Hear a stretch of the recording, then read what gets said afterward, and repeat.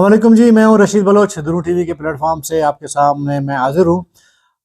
2 दिन कबल हमने सदर अख्तर जान से मुलाकात की। उनकी जो राय थी वो आपने आपके सामने रख ली।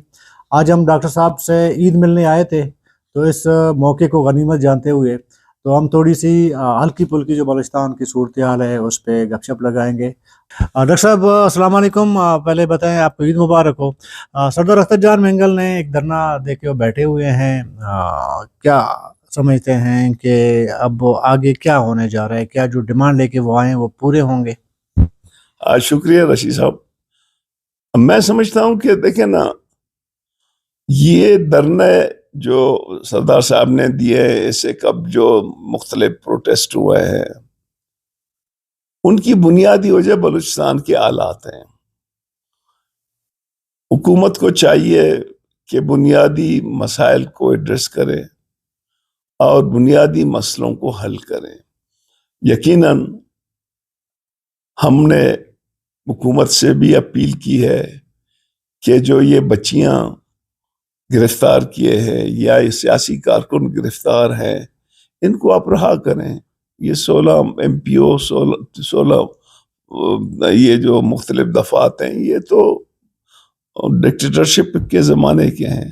तो मैं समझता हूँ कि हमारी ये ख्वाहिश है कि हुकूमत अख्तर जान के साथ बैठ के अख्तर जान के जो डिमांड्स हैं उनको संजीदगी से गौर करें और इन बच्चियों को छोड़ दें। अब बलूचिस्तान के हर शहर में भी आज एहतजाज हो रहा है, लोगों में अनरेस्ट है, रास्ते बंद हैं।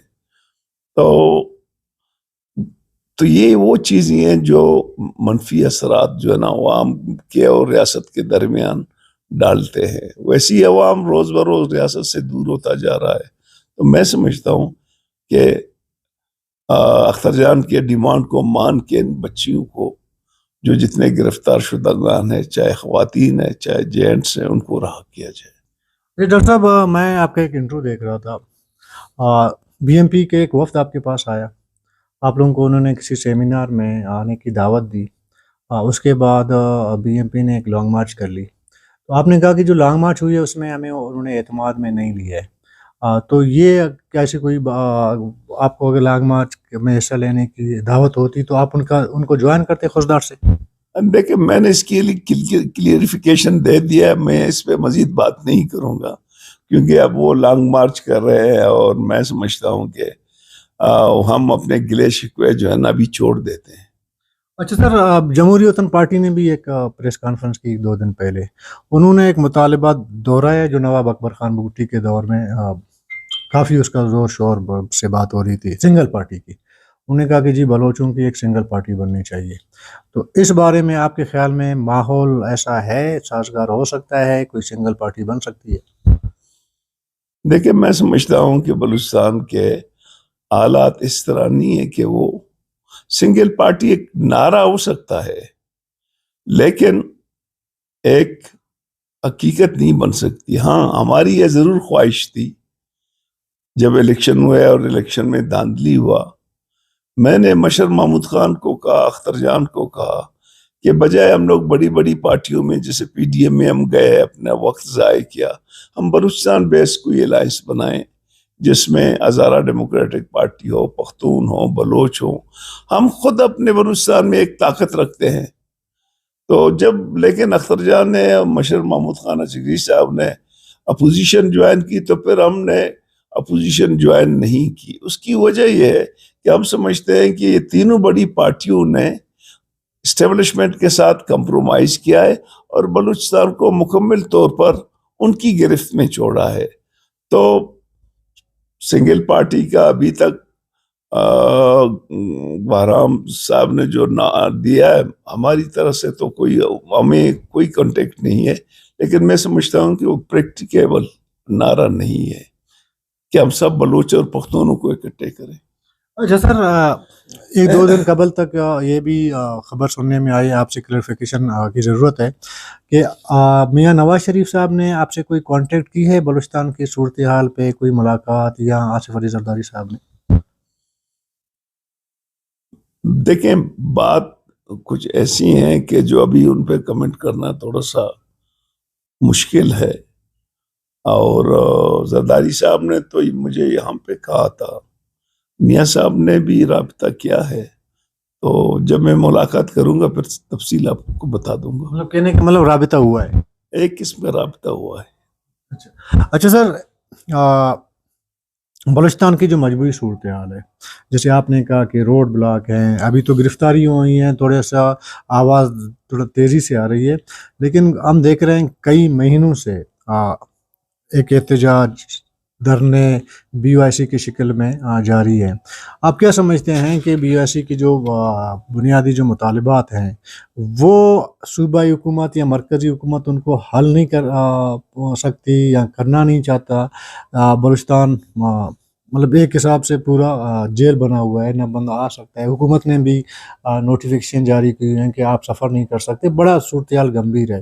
تو یہ معاملہ کب تک چلے گا آپ کے خیال میں، اور اس کو کس طرح حل کیا جا سکتا ہے؟ میں نے تو ہر فورم پہ ابھی جو آئے تھے میاں صاحب، شہباز شریف آئے تھے، آرمی چیف بھی آیا تھا، پھر زرداری صاحب آئے تھے، تو میں نے ان کو کہا کہ جی بلوچستان کے مسئلے کو آپ گولی سے حل نہیں کریں، آپ اس کو گو کہ اس وقت بلوچ ملٹنٹ بھی بات چیت کے حق میں نہیں ہے اور اسٹیبلشمنٹ بھی بات چیت کے حق میں نہیں ہے۔ بے شک اگر سیاسی پارٹیاں ہوں لیکن اسٹیبلشمنٹ نہیں ہے، لیکن آپ بہت سے کانفیڈنس بلڈنگ اقدامات کریں گے تو شاید ان سے بلوچستان کے حالات بہتر ہو جائیں۔ سر دست وہ لاپتہ افراد کا ایشو ہے کہ ان کو آپ بازیاب کریں، کہیں پہ رکھ لیں، اور ان کو اپنے جو فیملی کے ممبر ہیں ان سے ان کی رابطہ رکھیں، اور جو قصوروار ہوں گے ان کو آپ سزا دیں، جو بے قصور ہیں ان کو چھوڑ دیں۔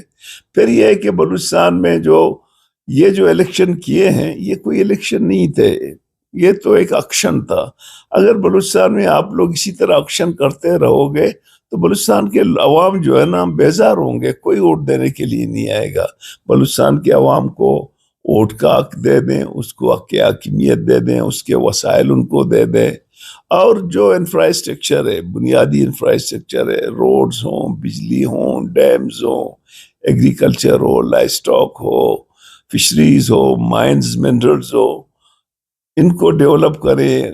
30-40 ہزار بچوں کو ہماری میرٹ پہ جاب دے دیں تاکہ عوام ریاست کے ساتھ جڑ جائیں۔ ابھی عوام جب ریاست سے دور ہوگا، اب خاص طور پر ہمارے جو بارڈر ایریا ہے ان میں کاروبار بالکل بند کر دیا ہے۔ اب یہی تھوڑا سا 20-25 لاکھ لوگ تھے جو بارڈر سے اپنی 2 ٹائم کی روٹی کماتے، پہلے چمن کو بند کیا، پھر ابھی اس طرح بلوچ علاقوں کا جو ہے نا تمام بارڈر ہیں وہ بند ہے۔ تو اس صورتحال سے جب لوگوں کے جو ہے نا پیٹ خالی ہوگا نا تو پھر ہر کوئی کچھ کرنے کے لیے تیار ہوگا۔ اچھا سر، ایک پرسیپشن یہ بھی سامنے آتی ہے جب آپ پبلک سے بات کرتے ہیں یا جن ٹرانسپورٹرز کی آپ نے بات کی جو ایران بارڈر سے یا افغانستان بارڈر سے ریلیٹڈ ہے، ان سے بھی آپ بات کرتے ہیں، وہ کہتے ہیں یہ تو کاروبار ہم سالوں سے کر رہے ہیں لیکن موجودہ حکومت کے آتے ہی تمام چیزیں بند ہوئی ہیں۔ آپ اس کو صوبائی حکومت کی کیا کمزوری سمجھتے ہیں، کیا سمجھتے ہیں؟ سر بند نہیں کیے صوبائی حکومت نے، 80% پیسے جو ہے نا ادارے لے جا رہے ہیں، جس میں انتظامیہ ہے، پولیس ہے، سیکورٹی ادارے ہیں، یہ سب اپنا حصہ لے جا رہے ہیں۔ وہ جو بیچارہ ڈرائیور اور مالک ہے اس کو 10 سے 20% ملتا ہے، باقی یا تو ٹوکن کی نظر ہوتے ہیں یا چیک پوسٹوں کی نظر ہوتے ہیں۔ تو یہ کاروبار پہلے فری تھا، ہم لوگ آتے جاتے تھے، میرے زمانے میں بالکل فری تھا، کوئی چیک پوسٹ نہیں تھا، کوئی ٹوکن سسٹم نہیں تھا۔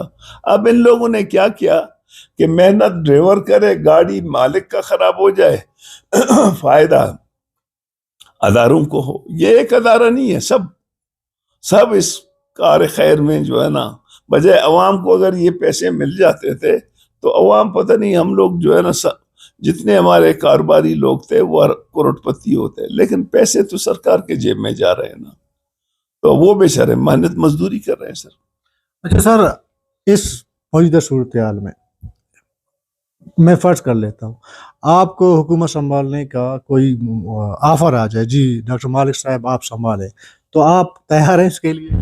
دیکھیں نا، میں نے پہلے بھی اس کی وضاحت کی ہے، اور بار بار یہ سوال مجھ سے آپ لوگ پوچھ رہے ہیں، میرے تو ویسے سب خلاف ہے، مزید آپ لوگوں کی دشمنیاں کیوں پیدا کر رہے ہیں؟ میں پارٹی کا پابند انسان ہوں، اگر پارٹی نے مجھے کہا کہ آپ کا کیا رائے ہے تو میں یقیناً اس حکومت میں، اس کابینہ میں حکومت لینے کے لیے بالکل تیار نہیں ہوں گا، کیونکہ میں یہ تمام لوگوں کو بخوبی جانتا ہوں کہ ان کی انویسٹمنٹ کتنی ہے اور ان کی ریکوری کتنی ہے۔ میں کیوں اس بڑھاپے میں اپنے آپ کو خوار کروں؟ اگر کوئی اچھی پارلیمنٹ ہوتی، اچھی کیبنٹ ہوتا تو پھر تو انسان بات کر سکتا، لیکن موجودہ جو اسمبلی ہے اس میں حق میں نہیں ہوں۔ باقی میرے پارٹی زوراور ہے، اگر مجھے کہا کہ آپ کی کیا رائے، تو میری رائے یہ ہے کہ یہ حکومت میں جس طرح ہم اس حکومت میں شامل نہیں ہوئے، ہمیں بھی آفر ملا، یہ 2-3 وزارتیں ہمیں بھی ملتی تھی، لیکن ہم شامل نہیں ہوئے، تو جس طرح شامل نہیں ہوئے تو ہیڈ بھی نہیں کریں گے اس کو۔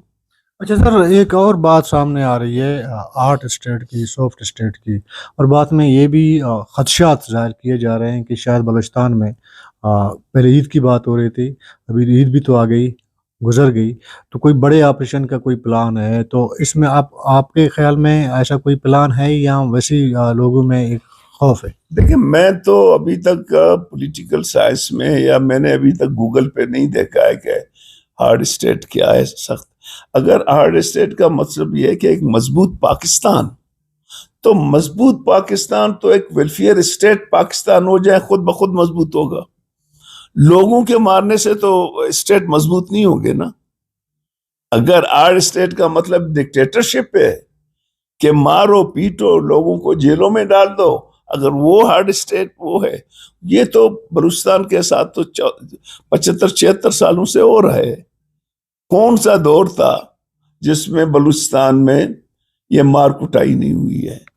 اچھا سر، ابھی جو آپ نے بات کی، جو موجودہ سیٹ اپ ہے اس میں آپ کے خیال میں فیوچر میں بھی یہی جو ابھی ایکسپیرینس دہرایا گیا حالیہ 2024 میں، آگے بھی بلوچستان میں ایسا ہی ہوگا، یا آپ کو کچھ بہتری پارلیمانی سسٹم میں یا ووٹنگ میں آپ کو نظر آ رہی ہے؟ دیکھیں، ہم لوگ تو نا امید لوگ نہیں ہیں، ہم لوگ مسلسل جدوجہد کرنے والے لوگ ہیں۔ ہماری جمہوریت پہ، آئین کی بالادستی پہ، عوام کی بالادستی پہ، آئین پہ بھروسہ ہے۔ ہم پرو فیڈریشن لوگ ہیں، عدم تشدد کے پیروکار ہیں، لیکن خواہش ضرور ہے، لیکن لگتا نہیں ہے کہ یہ لوگ، ہماری اسٹیبلشمنٹ اور ہماری بڑی پارٹیاں ریئلائز کریں اور بلوچستان کو سیاسی طور پر ڈیل کریں، بجائے کہ وہ اس کو سیکورٹی کے حوالے سے ڈیل کرے۔ دیکھیں، ان کے لیے 2 چیز امپورٹنٹ ہے۔ نمبر 1 بلوچستان کی سرحدیں، نمبر 2 اس کے وسائل۔ یہ بیچ میں جو بلوچستان کا عوام ہے نا، یہ کوئی امپورٹنٹ نہیں رکھتا ہے۔ اسلام آباد کا جو مائنڈ سیٹ ہے، وہ مائنڈ سیٹ یہی ہے کہ بلوچستان کے سرحدوں کی تحفظ کرو اور بلوچستان کے وسائل کو خوب لوٹو۔ جو عوام ہے وہ عوام کو بس چھوڑ دو، ایپیٹائٹس سے مر جائیں گے یا مال نیوٹریشن سے مر جائیں گے، وہ جانے، ان کا کام جانے۔ تو میں سمجھتا ہوں کہ امید تو ہے، لیکن فی الحال تو اس مائنڈ سیٹ میں مجھے کوئی چینج نہیں مل رہا، کیونکہ یہ مائنڈ سیٹ ابھی ہمارے پولیٹیکل پارٹیوں نے کمپرومائز کی۔ وہ صرف 15 سیٹیں دیکھتے ہیں، 44% بلوچستان نہیں دیکھتے ہیں، ٹھیک ہے نا؟ یہی لوگ ہیں، کبھی ادھر ہیں کبھی ادھر ہیں۔ حالانکہ پی ڈی ایم میں ہمارے ساتھ دونوں بڑی پارٹیوں نے، پیپلز پارٹی نے اور مسلم لیگ نے، وعدہ کیا کہ یہ لوگ جو روزانہ پارٹیاں بدلتی ہیں ان کو ہم نہیں لیں گے، لیکن لائن لگ گئی۔ جنرل میاں صاحب آ گیا اور زرداری صاحب لگ گیا۔ ایسا لین تھا کہ کچھ لوگ جو تھے، جن لوگوں نے پارلیمنٹ میں ان کو گالیاں دی تھی، وہ الٹے دروازے سے جا رہے تھے، میں دیکھ رہا تھا۔ تو سر، جن پارٹیوں کی آپ بات کریں، سر پارٹیاں تو یہی ہیں، پھر ان پارٹیوں کے ساتھ کیا آپ امید رکھ سکتے ہیں کہ ان کے ساتھ مل بیٹھ کے بلوچستان کا کوئی سلوشن آپ نکالیں؟ دیکھیں، ہم لوگ ابھی ایک عذاب سے گزر رہے ہیں، پارٹیاں بھی یہی ہے، کوئی الٹرنیٹ بھی نہیں ہے، بات کرنا بھی انہی کے پاس ہے اسے، اور یہ لوگ نا امید بھی ہمیں کیا ہے، میں ایمانداری سے کہتا ہوں کہ مجھے اگر کوئی کہے کہ یار آپ اپوزیشن الائنس میں جائیں، میرا پارٹی جو فیصلہ کرے گا وہ سر آنکھوں پہ، لیکن میرا ووٹ پارٹی کے سینٹرل کمیٹی میں 9 پہ ہوگا کہ بے رین الاحتیاط۔ ہم نے اتنا بھروسہ یار، ہمارے قائد میر اصل خان نے 30 سال مسلم لیگ کے ساتھ گزارا برے وقتوں میں، یہ 2 الیکشنوں میں کیا کچھ ہم پہ نہیں بیتی۔ ہمیں کہا مسلم لیگ کو چھوڑو نہیں تو آؤٹ ہے، ہم نے کہا مسلم لیگ کو نہیں چھوڑیں گے۔ 34 کے قریب ہمارے خلاف نیب میں ہمارے لوگوں کے خلاف کیسے بن گئی، ہم لوگوں نے فیس کیے، ہم لوگ چور نہیں تھے۔ اب وہ 2024 میں جو کچھ ہمارے ساتھ ہوا، اور مسلم لیگ کو تو حکومت مل گئی اور ہم لوگوں کے نصیب میں ڈنڈے آ گئے، جو سیٹی ہم نے جیتی تھی وہ بھی لے گئے۔ Thank you sir. جی ڈاکٹر ہمارے بلوچ صاحب، جو ہم نے ایک مختصر بات کی، تو کل تک کے لیے اجازت دیجیے، اللہ حافظ۔